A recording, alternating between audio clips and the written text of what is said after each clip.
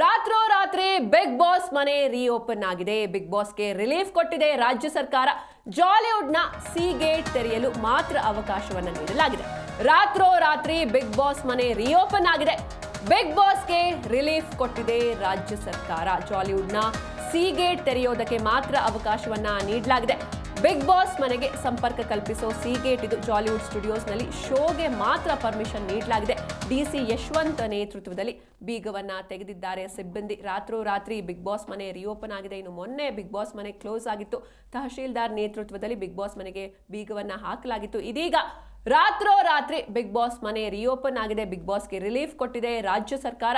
ಜಾಲಿವುಡ್ನ C gate ತೆರೆಯೋದಕ್ಕೆ ಮಾತ್ರ ಅವಕಾಶವನ್ನ ನೀಡಲಾಗಿದೆ. ಬಿಗ್ ಬಾಸ್ ಮನೆಗೆ ಸಂಪರ್ಕವನ್ನ ಕಲ್ಪಿಸೋ ಸಿ ಗೇಟ್ ಇದು. ಜೊತೆಗೆ ಜಾಲಿವುಡ್ ಸ್ಟುಡಿಯೋಸ್ನಲ್ಲಿ ಶೋಗೆ ಮಾತ್ರ ಪರ್ಮಿಷನ್ ಅನ್ನ ನೀಡಲಾಗಿದೆ. ಡಿಸಿ ಯಶವಂತ್ ನೇತೃತ್ವದಲ್ಲಿ ಬೀಗವನ್ನ ತೆಗೆದಿದ್ದಾರೆ ಸಿಬ್ಬಂದಿಗಳು. ನಿನ್ನೆ ರಾತ್ರಿ ಬೆಂಗಳೂರು ದಕ್ಷಿಣ ಡಿಸಿಗೆ ಡಿಕೆಶಿ ನಿರ್ದೇಶನವನ್ನ ನೀಡಿರ್ತಾರೆ. ಡಿಕೆಶಿ ಸೂಚನೆ ಬೆನ್ನಲ್ಲೇ ಮಧ್ಯರಾತ್ರಿ ಮನೆ ರೀಓಪನ್ ಆಗಿದೆ. ಮಧ್ಯರಾತ್ರಿ 2:45ಕ್ಕೆ ಬಿಗ್ ಬಾಸ್ ಮನೆ ಓಪನ್ ಆಗಿದೆ. ನಸುಕಿನ 4 ಗಂಟೆಗೆ ಬಿಗ್ ಬಾಸ್ ಸ್ಪರ್ಧಿಗಳು ಮನೆಗೂ ಕೂಡ ಎಂಟ್ರಿ ಕೊಟ್ಟಿದ್ದಾರೆ. ಖಾಸಗಿ ರೆಸಾರ್ಟ್ನಿಂದ ಬಿಗ್ ಬಾಸ್ ಮನೆಗೆ ಆಗಮಿಸಿದ್ದಾರೆ.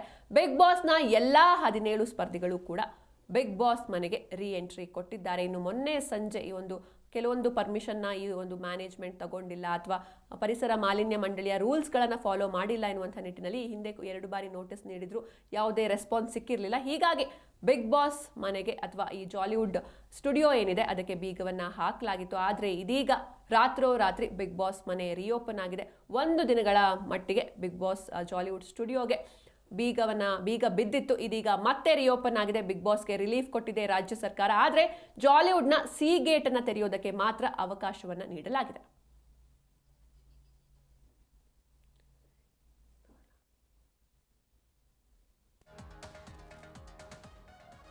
ಇನ್ನು ಮನೆ ಬೀಗ ತೆಗೆಯುವಂತೆ ಡಿಸಿಎಂ ಡಿಕೆ ಶಿವಕುಮಾರ್ ಕೂಡ ಸೂಚನೆಯನ್ನ ನೀಡಿದ್ರು. ಟ್ವೀಟ್ ಮೂಲಕ ಬೀಗ ತೆಗೆಯುವ ಬಗ್ಗೆ ಡಿಸಿಎಂ ಮಾಹಿತಿಯನ್ನ ಕೂಡ ನೀಡಿದ್ದಾರೆ. ಬೆಂಗಳೂರು ದಕ್ಷಿಣ ಜಿಲ್ಲಾಧಿಕಾರಿಗೆ ನಿರ್ದೇಶನ ನೀಡಿದ್ದೇನೆ.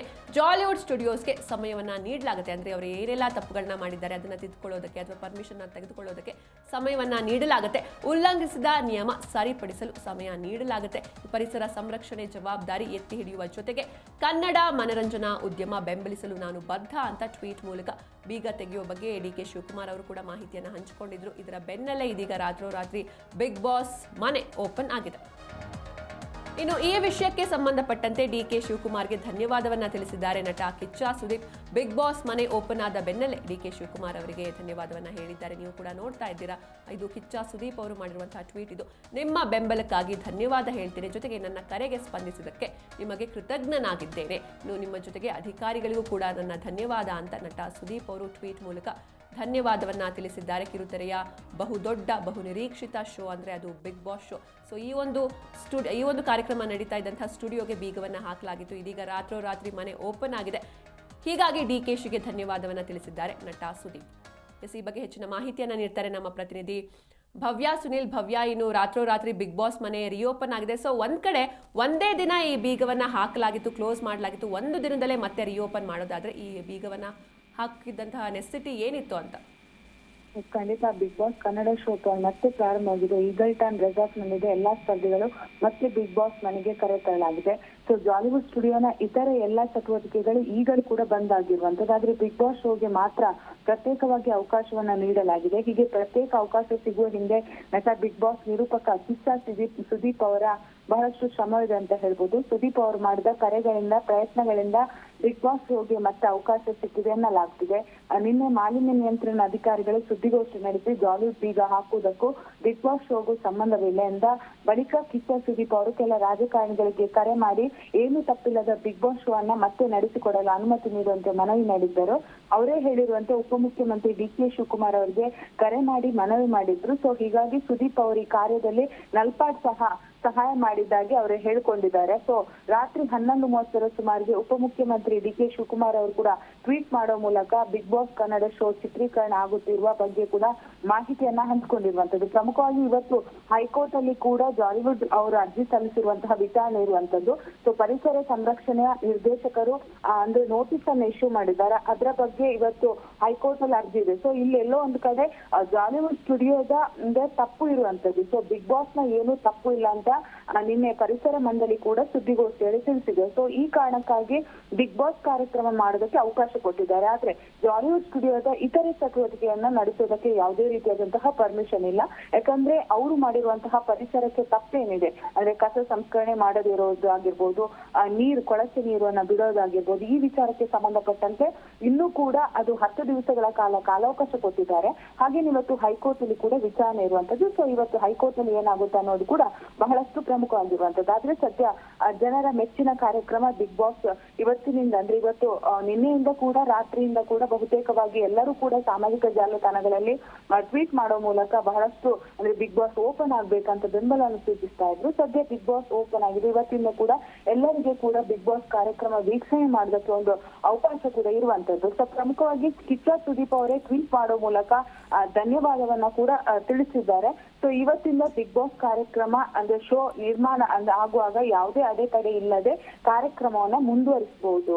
ಸಿಂಚನ, ಭವ್ಯ, ಇನ್ನು ನಿನ್ನೆ ಈ ಒಂದು ಮ್ಯಾನೇಜ್ಮೆಂಟ್ ಏನಿದೆ, ಜಾಲಿವುಡ್ ಮ್ಯಾನೇಜ್ಮೆಂಟ್, ಅವರು ಡಿಸಿಗೆ ಮನವಿಯನ್ನು ಕೂಡ ಮಾಡಿರ್ತಾರೆ. ಸೊ ಮ್ಯಾನೇಜ್ಮೆಂಟ್ ಅವರ ನಿಲುವು ಏನಿತ್ತು ಅಂತ ಈ ಸಂದರ್ಭದಲ್ಲಿ, ಅಂದ್ರೆ ಅವ್ರು ಹೇಗೆ ಸ್ಪಷ್ಟನೆಯನ್ನ ಅಥವಾ ಸಮರ್ಥನೆಯನ್ನ ಮಾಡ್ಕೊಂಡಿದ್ರು? ಅಂದ್ರೆ ಇಲ್ಲಿ 2 ವಿಚಾರ ಇದೆ. ಒಂದು, ಬಿಗ್ ಬಾಸ್ ಕಾರ್ಯಕ್ರಮಕ್ಕೂ ಈ ಪರಿಸರ ವಿಚಾರಕ್ಕೂ ಸಂಬಂಧವಿಲ್ಲ. ಬಿಗ್ ಬಾಸ್ ಕಾರ್ಯಕ್ರಮವನ್ನ ಅಂದ್ರೆ ಅವರು ಜಾಲಿವುಡ್ ಇದರಿಂದ ಆಯೋಜನೆ ಮಾಡ್ತಾ ಇರ್ಬೋದು. ಆದ್ರೆ ಒಂದು ಕಾರ್ಯಕ್ರಮವನ್ನ ನಡೆಸುವಾಗ ಇವೆಂಟ್ ಅವರು ಬಹಳಷ್ಟು ಜವಾಬ್ದಾರಿಯನ್ನ ಹೊರಬೇಕಾಗುತ್ತೆ. ಅದು ಅವರ ನಿರ್ಲಕ್ಷ್ಯತನದಿಂದ ಅಲ್ಲಿ ಬಹಳಷ್ಟು ಪರಿಸರಕ್ಕೆ ಹಾನಿಯಾಗುವಂತಹ ಕೆಲಸಗಳು ಆಗ್ತಾ ಇರುವಂತದ್ದು. ಸೊ 10 ದಿವಸಗಳ ಕಾಲಾವಕಾಶವನ್ನ ಕೊಟ್ಟಿದ್ದಾರೆ. ಸೊ ಅಲ್ಲಿ ಪರಿಸರಕ್ಕೆ ಆಗುತ್ತಿರುವಂತಹ ತೊಂದರೆಗಳಾಗಿರ್ಬೋದು, ದಂಡದ ವಿಚಾರಕ್ಕೆ ಸಂಬಂಧಪಟ್ಟಂತೆ ಅದನ್ನು ಯಾವ ರೀತಿ ಜಾಲಿವುಡ್ ಅವರು ಸಮರ್ಥನೆ ತೆಗೆದುಕೊಂಡಿದ್ದಾರೆ ಅನ್ನೋದು ಇಲ್ಲೂ ಕೂಡ ಅವರ ಕಡೆಯಿಂದ ಯಾವುದೇ ರೀತಿಯಾದಂತಹ ಮಾಧ್ಯಮ ಗೋಷ್ಠಿ ಅಥವಾ ವಿಚಾರಗಳು ಬಂದಿಲ್ಲ. ಆದ್ರೆ ನಿನ್ನೆ ಹೈಕೋರ್ಟ್ ಅಲ್ಲಿ ಅವರ ಪರ ವಕೀಲರು ಮಾತನಾಡುವ ಸಂದರ್ಭದಲ್ಲಿ ಅಕ್ಟೋಬರ್ 6ರಂದು ನೋಟಿಸ್ ಬಂತು, 7ರಂದು ಬೀಗ ಹಾಕಿದ್ದಾರೆ. ಸೊ ಈ ವಿಚಾರಕ್ಕೆ ಸಂಬಂಧಪಟ್ಟಂತೆ ನಾವು ಅಂದ್ರೆ ಪರಿಸರ ಮಂಡಳಿಯ ಅಧ್ಯಕ್ಷರ ಜೊತೆ ಮಾತುಕತೆಯನ್ನ ನಡೆಸಿದ್ದೀವಿ ಅಂತ ಹೇಳಿದ್ದಾರೆ. ಅಷ್ಟು ಮಾತ್ರವಲ್ಲದೆ ನೇರವಾಗಿ ಅವರು ಹೈಕೋರ್ಟ್ಗೆ ಮತ್ತೊಂದು ಅರ್ಜಿಯನ್ನ ಹಾಕಿದ್ದಾರೆ. ಸೊ ಇವತ್ತು ಹೈಕೋರ್ಟ್ ಅಲ್ಲಿ ಯಾವ ರೀತಿಯಂತಹ ವಾದ ಪ್ರತಿವಾದ ನಡೆಯುತ್ತೆ ಅನ್ನೋದು ಪ್ರಮುಖವಾಗಿರುವಂತದ್ದು. ಭವ್ಯ, ಇನ್ನು ಈ ಹಿಂದಿನ ಸೀಸನ್ಗಳೇನಿದ್ವು ಇದು ಕೂಡ ಜಾಲಿವುಡ್ ಸ್ಟುಡಿಯೋಸ್ನಲ್ಲೇ ನಡೆದಿತ್ತಾ ಹೇಗೆ ಅಂತ ಈ ಬಗ್ಗೆ ಏನಾದ್ರು ಮಾಹಿತಿ ಇದೆಯಾ?